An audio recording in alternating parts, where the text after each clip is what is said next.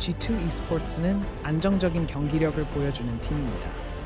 지난 1년 동안 68%의 승률을 기록하며 르네틱과의 대결에서도 71%의 승률을 자랑하죠. 현재 2연승을 달리고 있어 팀 내부 분위기도 좋습니다. 하지만 지난달에는 승률이 60%로 떨어지며 약간의 폼 저하를 보였습니다. 프네틱은 G2와의 경기에서도 승리를 거둔 경험이 있어 전략적인 면에서 반전을 노릴 수 있는 능력이 있습니다. 그러나 전반적인 승률이 하락세를 보이고 있어 지속적인 경기력이 불안정합니다. 전반적인 상황을 보았을 때 이번 경기는 G2 e스포츠의 승리가 예상됩니다. G2의 꾸준한 성적과 안정적인 경기력이 프네틱에 비해 우위를 점할 가능성이 높아 보입니다. 오늘의 경기 GX는 네이트 스빈서에 대한 최근 전적에서 75%의 승률을 기록하며 자신감을 얻고 있습니다. 최근 경기에서 개선된 폼을 보여주고 있어 기대감을 높이고 있죠. 하지만 전체 시즌 승률 44%로 일관성이 부족하며 가장 최근 두 경기에서 연패한 점은 부담으로 작용할 수 있습니다. 반면 네이트 스빈서는 최근 한 달 71%, 반년 64%의 승률로 최상의 컨디션을 자랑하고 있습니다. 연승으로 모멘텀도 탄탄한 상황이죠. 그러나 GNTX와의 상대 전적에서 불리함이 눈에 띄며 조직적인 팀을 상대로는 약점을 노출한 바 있습니다. 이번 경기는 네이트 스빈세레가 조금 더 유리해 보입니다. VFB e스포츠는 하위 랭크 팀을 상대로 약점을 잘 파고들며 승리를 거두며 전략적 장점을 발휘했습니다. 하지만 최근 1년간 저조한 승률과 매치업 적응력 문제는 여전히 큰 숙제로 남아 있습니다.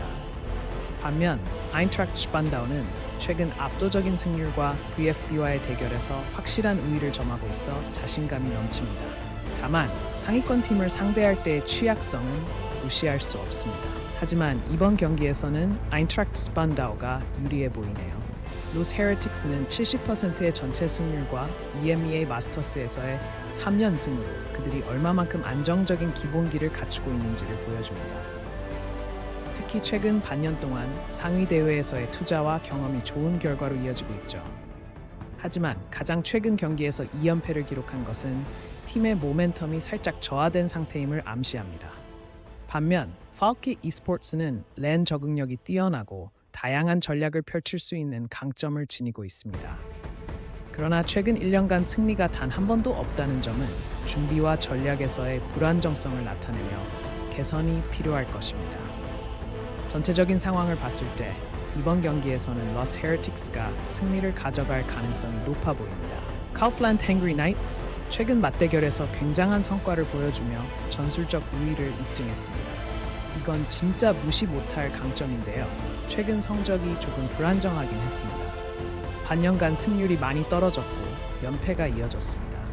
반면 러스먼 센토스는 과거 깜짝 승리를 기록한 적이 있습니다. 하지만 최근 성적이 너무 저조합니다. 최근 5경기에서 연패하며 상승세는 기대하기 어려운 상황입니다.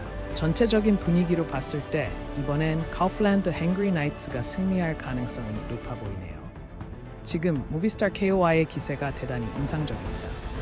최근 LEC에서 2연승을 기록하며 강력한 폼을 보여주고 있죠. 특히 프네틱과 SK 같은 강팀을 상대로도 승리를 거두었으니 이건 진짜 무시 못할 강점입니다. 하지만 일관성에 있어서는 다소 아쉬움이 남습니다. 지난 6개월의 55% 승률은 아직 해결해야 할 과제로 보이네요. 반면 팀 바이탈리티는 지난달 전승을 기록하며 놀라운 상승세를 타고 있습니다. 최근 성적도 67%로 안정적으로 높은 수준을 유지하며 무서운 팀입니다. 다만 장기전에서의 승률은 KOI에 비해 약간 뒤처지고 맞대결에서도 확실히 앞서지 못한 모습이 있습니다. 전체적인 흐름으로 볼 때 이번에는 무비스타 KOI가 이길 가능성이 높아 보입니다. 카민 코프는 최근 기세가 대단합니다. 지난달 100% 승률은 물론 6연승으로 강력한 모멘텀을 이어가고 있죠. 반년 동안 76%, 지난해 72%의 승률로 팀의 안정성과 실력을 입증했습니다. 특히 SK 게이밍과의 맞대결에선 항상 우위를 점하고 있었습니다. 하지만 2일 승리가 많아 결정전과 매크로 후반 전략에서의 약점이 드러나는 게 아쉽습니다. 한편 SK 게이밍은 프네틱을 상대로 깔끔한 승리를 챙기며 그들의 게임 플랜 능력을 입증했지만 최근 전체적인 폼 저하와 일관성이 부족한 모습이 엿보입니다. 상위팀과의 경기에선 드래프팅 문제도 지적되죠. 오늘 경기는 카밍 콜프가 유리하다고 예상됩니다.